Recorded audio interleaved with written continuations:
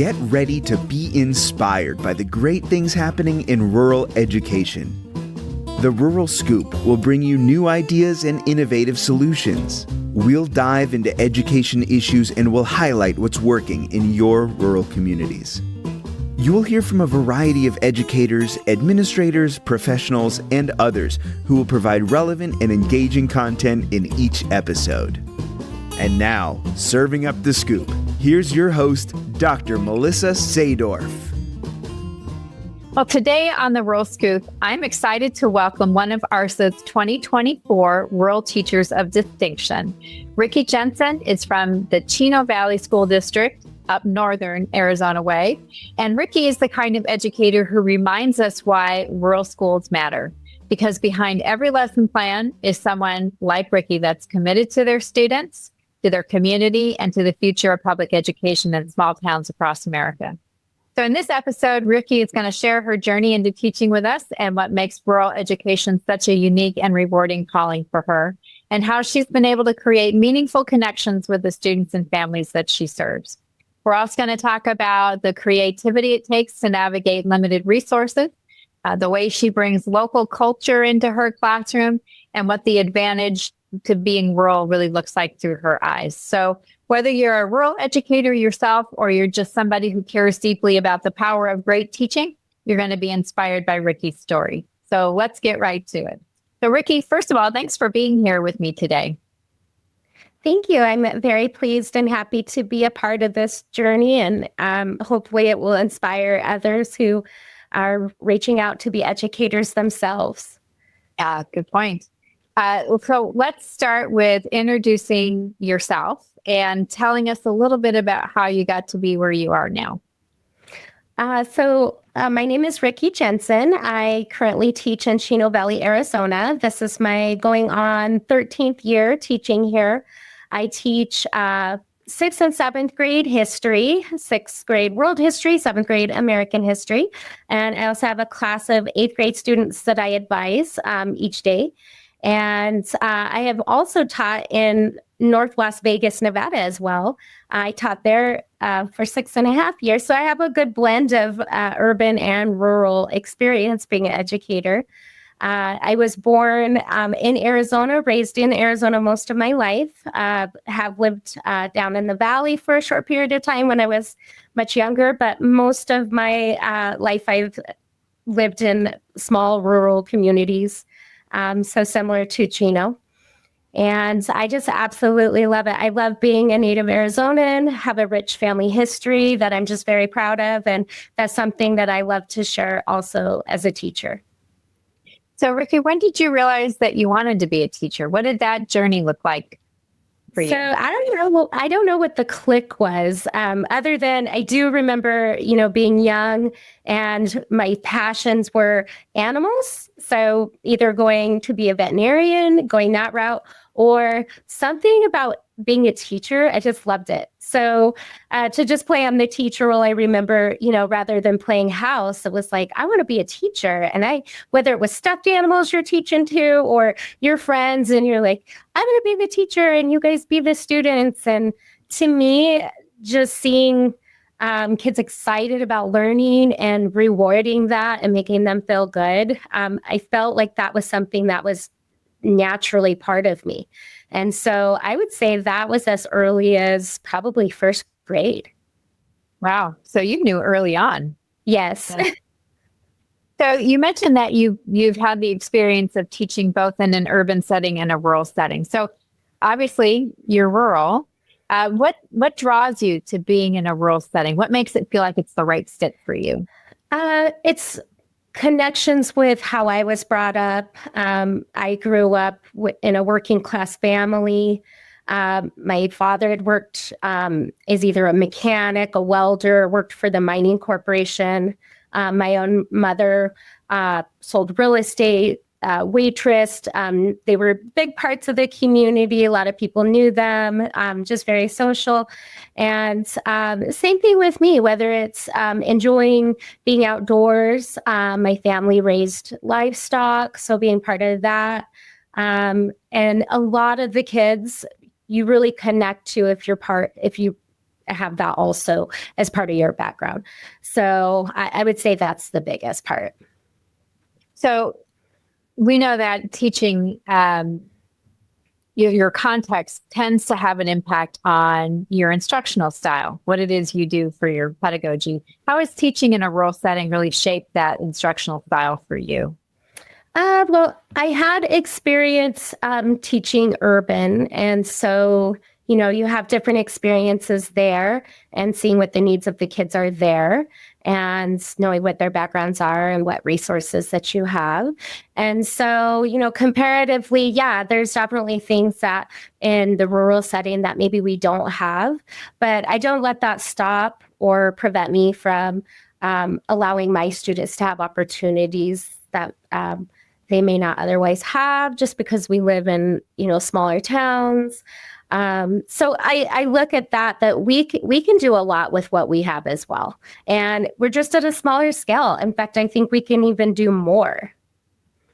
I love that asset-based thinking rather than the deficit lens that so many people view rural and rural schools through. So I appreciate that answer. So rural education is a community affair. You really do get a chance to know the people that are within the local area. So how do you foster relationships with your students and their families? Yes. Well, I'm a mom of two myself. I have a daughter that will be at my middle school next year. And I have a son that's actually going to graduate. He'll be a senior next year in high school. And they're active in a lot of different activities and events. So I also see my students within the community too. We live in the town that I teach in. And so whether it's me going to our local Safeway or even just in the Tri-City area, like people see me and I see them, and that's being part of that community. So they don't feel I guess sometimes there's that stigma of, oh, you're an educator, you might be above me, but I don't ever feel that. Like, I almost feel like a celebrity. Like, I love just being out in the community. The kids get excited. The parents are always very pleasant. It's a lot of, hello, what's going on? And so I think, you don't want to hide from that. You want to be part of that. You want to be part of those events that are happening in your community. And kids see that you're also a parent besides an educator. So I think that's very meaningful. I really appreciate you saying that, because I think that one of the barriers for teachers that potentially are considering teaching in a rural community, they don't understand that one of the things that's a benefit is that you are highly visible and you do have the capacity to make those relationships meaningful within the community, because you're recognized no matter where you go. So talk a little bit about the many hats you wear, because we know that in rural schools, educators are not just the teacher, they're also other things. So what are some of the ways that you contribute to your school or to your community beyond just being in the classroom? Let me see. I know, especially with my kids playing sports, I get to know other families in the community that maybe want to give up their time to even coach. And sometimes things happen. And I've actually had to step in for some of those parents that they want to coach. They want to have that opportunity to be part of that community program. And so, if they're not able to do it, they'll reach out to me and say, hey, can you cover my basketball team today?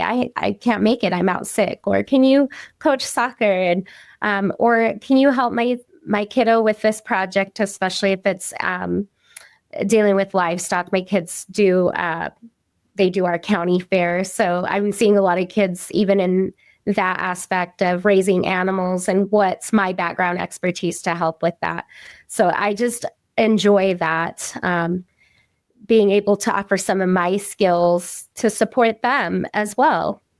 So that just, can you talk a little bit more about that, the impact that you think that rural teachers like yourself can have on the broader rural community that they're in? Yeah, I think there's, that sense of trust. Like, you teach our kids, and we know that, if we need you there, you're there for us besides just in the classroom.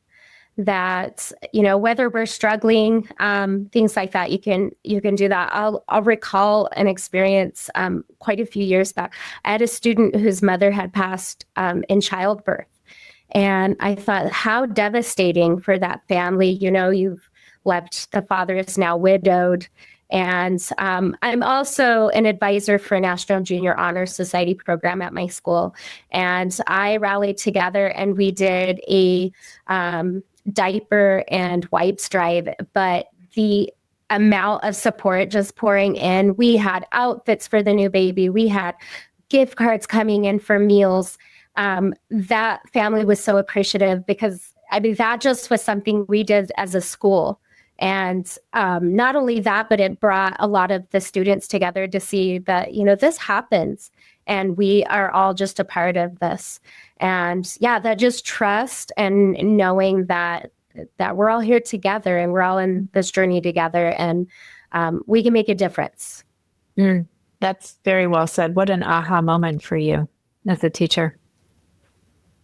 So talk a little bit about rural education as it relates to the challenges, because some of the things that you're talking about are definitely some of the rewards, the close-knit nature of the community that you're in and the relationship building that you're able to do. But there are challenges. So can you share some of the challenges that you've faced as a rural educator and also how you've creatively addressed them? Yes. Let me see. There's quite a few. A budget being one of them. Definitely, budget's definitely huge. Not so worried so much about, how much I get paid or things like that, but sometimes even just your general supplies for the classroom. You go through pencils like crazy. And so, you're either buying stuff yourself, which, I don't mind. I'll find ways to find things, whatever they need. We'll find it. Or even just sometimes you have students who will say, yeah, my parents have extra. Yeah, anything you need, we'll bring it in. We'll bring it in extra. And so I don't ever want to feel that my students are without, especially with basic things. We get a lot of students that come in and they're new students, and it's not like being at the beginning of the school year and they don't have their notebook. They don't have these supplies to get them started. So I'm always looking to have those on hand. So as soon as these kids walk in, it's not a strange place where they don't have anything. They're going to get the things that they need. So that's definitely one of them for sure. So let's take a look at a broader scope beyond just your classroom. What do you think is or maybe there's more than one, what's the greatest challenge facing rural teachers, either in your district or in Arizona right now? What comes to mind? Yes. It's getting tough to sometimes fill positions. I think that there are definitely people that are second guessing whether or not they want to stay in education. And so you end up having these large class sizes, you end up having these vacancies where maybe you fill with a temporary person. So it's really difficult to figure out, how are we going to problem solve that? I've seen programs like fast track programs through NAU, how fast can we get some of these students that want to be educators, get them in the classroom? And so does that work, or is that going to scare them off? Sometimes they're not quite ready. They didn't go through practicums. They didn't go through student teaching, or there's not even enough mentor teachers because sometimes you just don't have the moment or the time to go and facilitate and just really help them. So I think that's definitely tough, is keeping people in this career path and filling those gaps a little bit. And that goes hand in hand with our student achievement, because we're just not keeping good, qualified people in those classrooms for, various reasons, whether it's pay or just politics or, location or different things like that. Are you familiar with any strategies that could potentially help solve that problem? Or are there things that you've used in Chino Valley that have made a difference? Yeah, I've seen lots of different strategies. I know when I was hired for Clark County, Nevada, they were hurting for teachers too. That was back in 2007. And one of the things that helped was we had done I guess your starter year would be maybe you're up on the pay scale or something like that, or you would offer a bonus. But I know we don't always have the funding for that. So that really makes it tough. So yeah, I don't know, that's really tough question, because I think there's lots of things that have been applied to that. And so it's like trying to figure out the best fit, whether it's bonuses or, I don't know, extra support. Just offering sometimes that support can be a lot too. Like, it's tough, but we're going to get through it. You're here, you serve a purpose. I think a lot of struggles do go in waves a little bit. So just kind of toughing it out as best as you can. Do you have any housing concerns in your area of Arizona? Is that a problem for educators? It was actually. And our former superintendent actually had housing built for our teachers. We have little small tiny homes. I can't recall how many that we have on campus. And that has actually helped significantly, because this area of Northern Arizona where we're at, the cost of living is very high. So as a first year teacher, I think that falters with people not wanting to stay in the area because they just can't afford the rent. But these tiny homes been a saving grace for sure. And they're absolutely adorable. They're close by our workspace, and that they can walk over to campus. And so everybody that I know has had one of the homes, they love it. They just absolutely love it. And I think it takes that stress off. I can do my job, and I have a place where I can thrive and live. So even if it's temporary. Well, sure. And is the district planning on building any more? Do you know? That is a great question. I haven't heard. I do know, I believe the Prescott School District may have also added homes as well for their area. So I think it's a concept that's really blooming. And yeah, I don't know if they would be adding any more. That's a great question. So shifting gears a little bit, because we know that there are challenges, but let's go beyond the challenges that we are currently facing and talk a little bit about the future of rural education. So what is your vision for the future of rural education here in Arizona or beyond? And what kinds of changes or improvements would you like to see happen? I think that we are doing a great job. One of the things that I'm really excited about, that I'm pleased about, especially comparing like when I grew up, is the amount of focus on CTE, like career and technology type education, and really getting kids out to the workforce. I'm seeing that start to bloom a little bit more, offering kids these opportunities that we can get them certified. We can get them, associate degree, right in high school, and they're just fast tracking it into these careers and industries so much faster.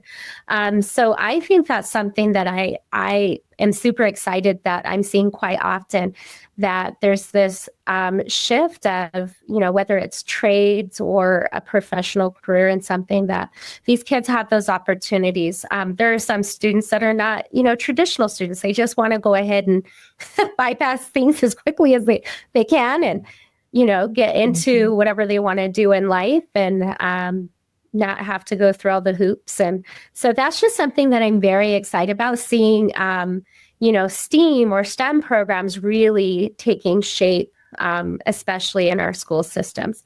The kids are loving it. Little mini engineers, or learning about nursing, or lots of different things like that. And they have those opportunities. So I'm excited for them that they have this.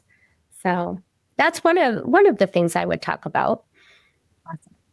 So, we know that rural is sometimes isolated in terms of professional development opportunities for educators. And how are you staying connected with professional learning opportunities or experiences and, new trends that might be coming down the pike while you're working in a rural community? Yes. So we had a chance to attend. I'm part of a leadership coalition at my school, and we had a chance to go to Lowell Observatory in Flagstaff. And their staff actually had some wonderful techniques to teach us, team building activities, things like that. We could do a field trip there, they have classrooms set up. They have a really interesting and fun educational center now that they've added. So just going there and knowing that this is something they can offer for us, and there's funding for it if we needed to. So I really enjoyed that. I also looked through what the state is offering through the Department of Education. So various things for that. Back when we had COVID, I actually did some coursework through the Department of Wildlife, Fish and Game.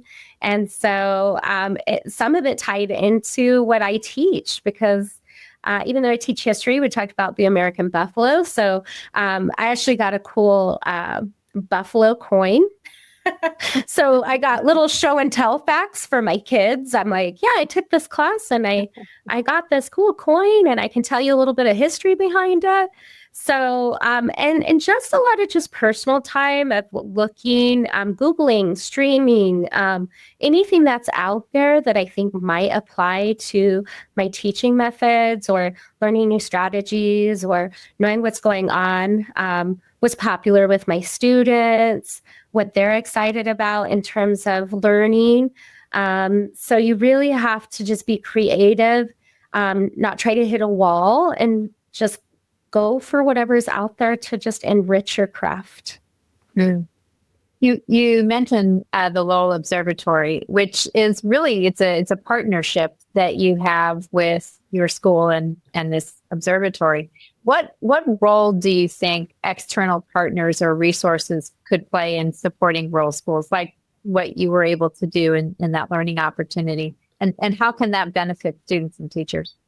Yes, I really enjoyed going to their facility.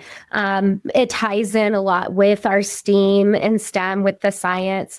And I think giving them opportunities to see these are career paths that maybe we didn't think about, or getting them to that next level of thinking.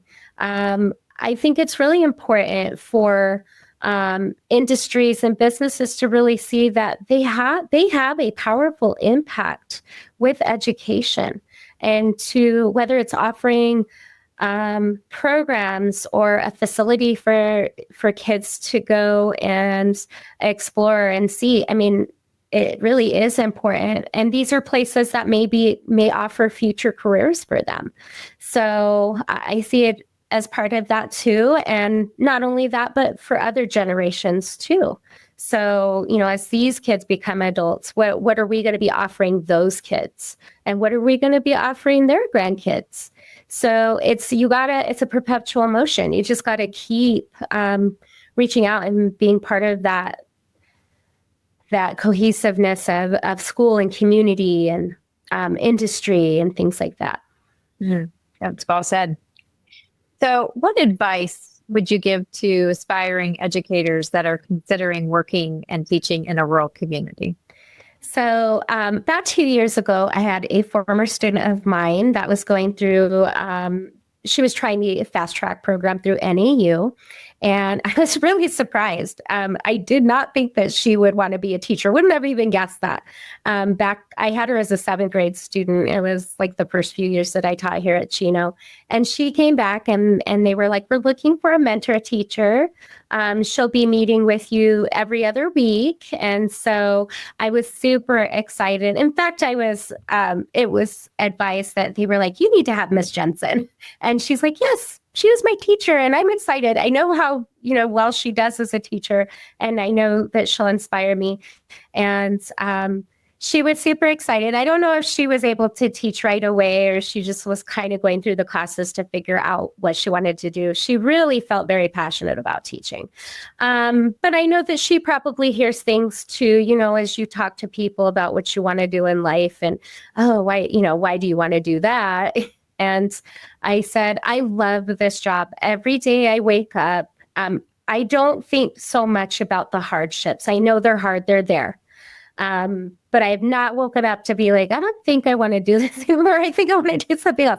So I just told her to be brave and that, some of the things, as I mentioned before, some of these hardships sometimes go in waves. So if you can think about what is it that you want to get out of this, then that's what you need to focus on. Don't focus on how much money you're going to get paid. I mean, unless you really need to think about that. I know sometimes you do. Or, this is tough. Obviously, it needs to be a calling. It really does need to be a calling. But I saw her be very excited about what she was learning from me, and that hopefully she will be able to utilize the things that she saw from observing me, that's what she will want to do someday. I know she's in that process. She definitely can see what she's going to be good at. I didn't think I would actually want to be a middle school teacher. I was like, I don't know. That's kind of a tough group. Don't know if I have it in me, but I'm super patient, super have sense of humor. And I've done teaching middle school for like 20 years.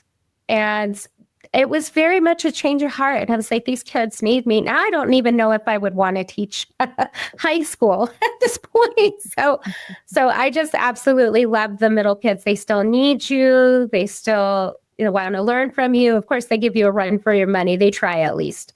So, but I had a lot of people that said, that sounds like a great job, something I would consider. So, yeah, you just got to push through and just have a positive attitude and know that this is a great job and it's needed. It very much is needed. Is there a moment or a story from your teaching experience that stands out as an aha moment or a proud moment for you?